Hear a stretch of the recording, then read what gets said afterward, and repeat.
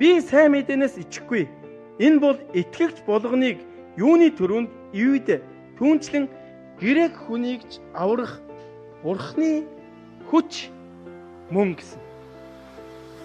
Сайн мэдээ юу гэсэн бэ? Бурхны хүч гэсэн байна. Тэгэхээр бид итгэлийн амьдрал дотроо амьдарч явах үед, ер нь энэ дэлхий дээр амьдарч явах үед бид нар сайн мэдээ тарааж Бурхны хүчийг мэдрэх хүчтэй юм аах. Амен. Сайн мэдээ тарааж Бурхны хүчийг мэдэрцгээе гэж хэлж байна.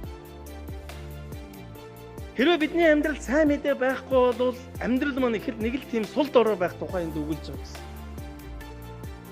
Магадгүй би яг итгэлийн хүний хувьд яг тэр сайн мэдээг эзэн Есүс Христийн сайн мэдээг тунхаглаж ярьж гэрчилж амьдрахгүй бол итгэл маань сул дорой байх тухай энд маш тодорхой хэлж өгсөн байна. Ойлгомжтой үү те? Тэгэхээр сайн мэдээ гэдэг нь өөрөө маш тодорхойгоор хэлэх юм бол хариуцлага байна. Христ итгэгч хүмүүст өгөгдсөн хариуцлага баггүй.